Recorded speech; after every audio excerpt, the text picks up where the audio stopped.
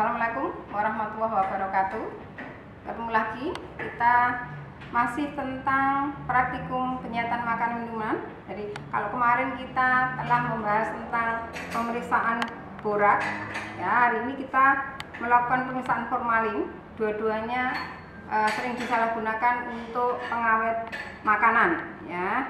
Kali ini kita akan menggunakan dua sampel, ya. Yang pertama adalah tahu, yang kedua adalah ikan asin, ya. Nanti kita akan menguji dengan dua kit yang berbeda. Ini kit yang pertama, ya, untuk tes kit formalin. Kemudian ini dengan kit pertama, ya, ET. Kemudian kit yang kedua kita menggunakan multitest kit, ya. Ini juga bisa untuk menguji formalin, ya. Nanti kedua sampel ini kita uji dengan kedua macam kit, ya. Kita memiliki ini beker gelas, ya. Jangan lupa kita kasih kode A, ya, untuk tahu, ya, atau boleh pakai T begitu, ya, tahu. Kemudian yang kedua adalah ikan asin, I, ya, atau kita kasih kode B, ya.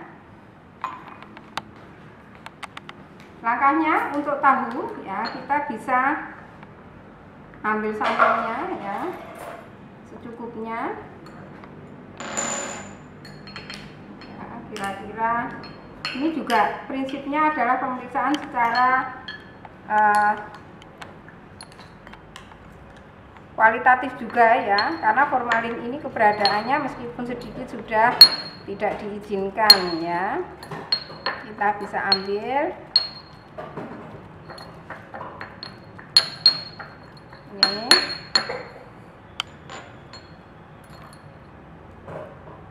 cukup, ya. Kita masukkan ke beker gelas sini.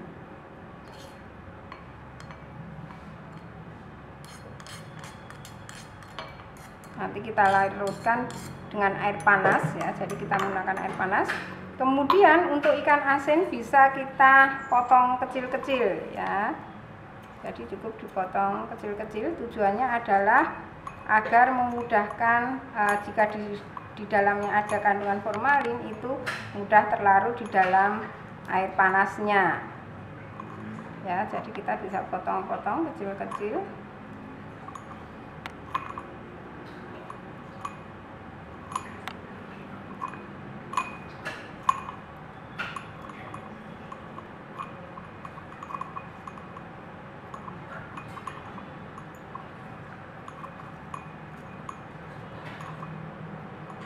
Karena kalau untuk ikan asin ini kalau digerus relatif sulit, ya, tidak mudah seperti tahu.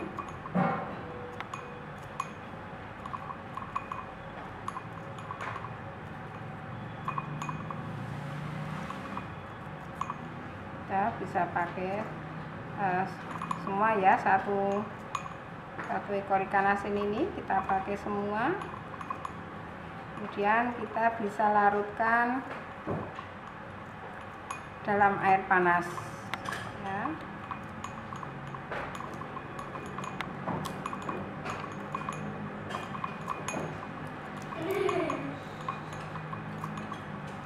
Ini. Kemudian kita tambahkan air panas, ya. Ini sampel kita ada sekitar 30-an, ya. Kita tambahkan menjadi 50, ya, sampai volumenya kira-kira 50 untuk air panasnya, ya. Ini kita bisa aduk, kita diamkan dulu, ya. Kita diamkan dulu, nanti ditunggu dingin, ya. Jadi ini diharapkan kalau misalnya pada sampel ada formalinnya itu dapat larut di dalam air, ya. Demikian juga untuk ikan asinnya, ya, kita tambahkan ini sampai kira-kira volumenya 30 cukup, ya. Ini pun kita aduk ya. Kita menggunakan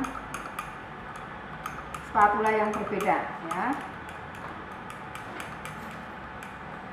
Baik, kita tunggu dulu larutan ini sampai nanti dingin ya. Jadi memberi kesempatan kalau misalnya ada di dalamnya formalin itu sudah larut di dalam airnya ya. Kita lanjutkan, ini sudah cukup dingin ya. Kita bisa ambil tabung ya. Kita tulisi untuk ini ya, sampel tahu. Kita tulis di sini T, kemudian kita menggunakan ini kit 1 ya. T bawahnya kita tulis 1, berarti menggunakan kit 1. Kemudian ini untuk ikan I kit 1 ya, I kit 1. Berikutnya untuk tahu kita menggunakan kit 2, kita tulis T2.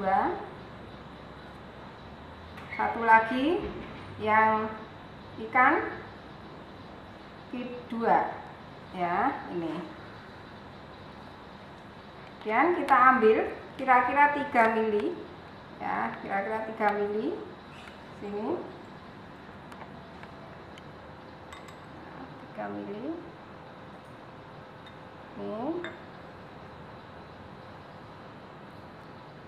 Ini juga.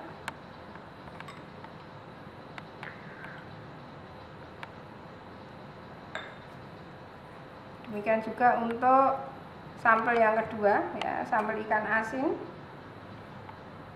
Jadi karena ini adalah pemeriksaan kualitatif ya, kita tidak terlalu harus persis ya untuk volumenya.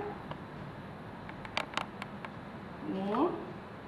Kemudian untuk kit 1, kita tambahkan regen 2 dulu, regen 2 ya, jangan terbalik. Regen 2 dulu yang kita tambahkan, masing-masing kita tambahkan 3 tetes ya, 3 tetes regen 2 ya, 3 tetes regen 2 kita tambahkan. 1 2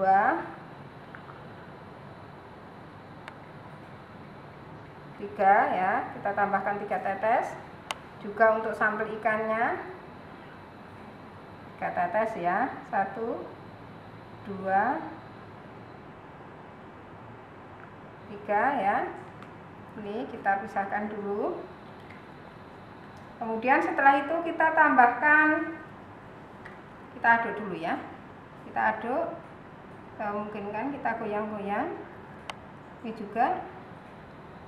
Kemudian kita tambahkan regen 1. Jadi untuk kit 1 itu pemberiannya adalah regen 2 dulu baru regen 1, jangan terbalik ya. Sama untuk regen 1 juga kita tambahkan 3 tetes ya, 3 tetes. 1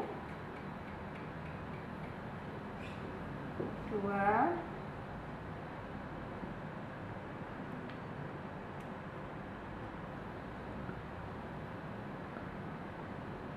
3 ya, kita tambahkan 3 tetes. Demikian juga untuk yang ikan asin kita tambahkan 3 tetes juga. 1 2 3 ya. Kemudian kita kocok ya, kita kocok ya. Ini juga ya. Kita tunggu 5 sampai 15 menit ya, 5 sampai 15 menit.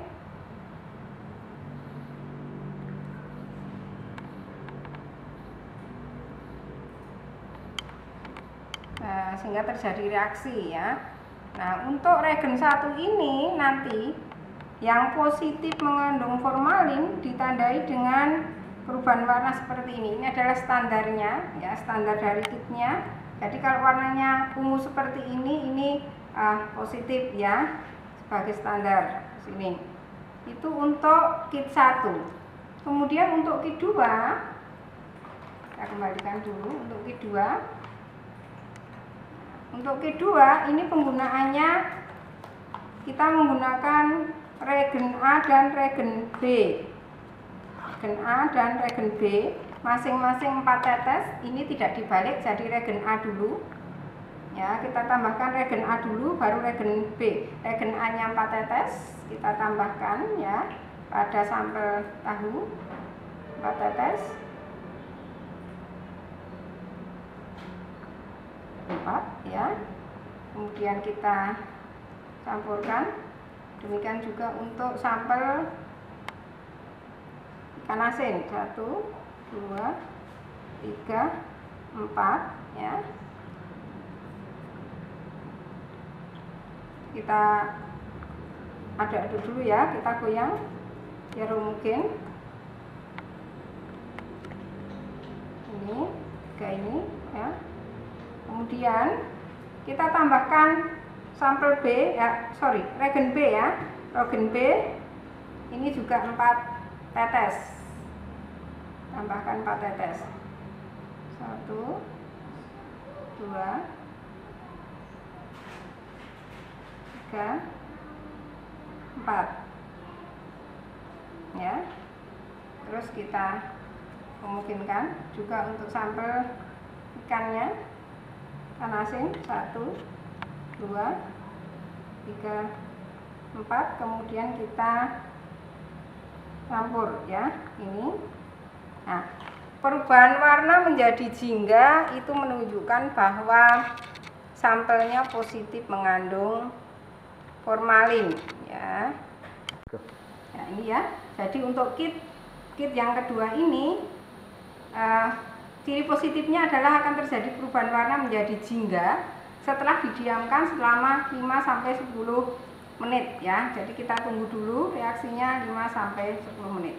Jadi sekarang kita pada kesimpulan kita simpulkan untuk kit 1 ini standarnya seperti ini. Jadi kalau sampelnya ini berwarna ungu seperti ini berarti positif mengandung formalin ya. Kita bandingkan di antara dua ini ya, di antara dua sampel ini ternyata yang berwarna seperti standar adalah sampel yang kedua ya, sampel B atau sampel ikan asin ya. Ini warnanya ungu ya. Sementara untuk sampel tahu masih tetap berwarna putih meskipun sudah kita tunggu selama 5-15 menit ya. Nah, untuk kit yang kedua ya, kit yang kedua ini yang positif akan berwarna jingga. Jadi di antara dua sampel ini ya, bisa kita lihat ternyata yang berwarna jingga adalah yang sampel ikan asin ya. Jadi kedua hasil ini mendukung baik pada kit pertama maupun kit kedua. Ini yang positif adalah pada sampel yang kedua ya, sampel ikan asin dalam hal ini ya. Jadi penggunaan kit ini relatif praktis ya, karena bisa dibawa kemana-mana, tidak membutuhkan tempat yang banyak ya.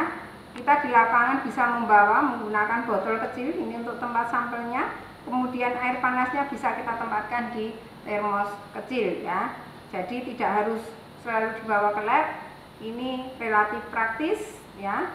Sekali lagi ini pemeriksaan yang bersifat kualitatif. Jadi kita hanya membutuhkan positif atau negatif, tidak perlu diteliti lebih lanjut tentang kadarnya, karena berapapun kadarnya asal positif sudah tidak diperbolehkan.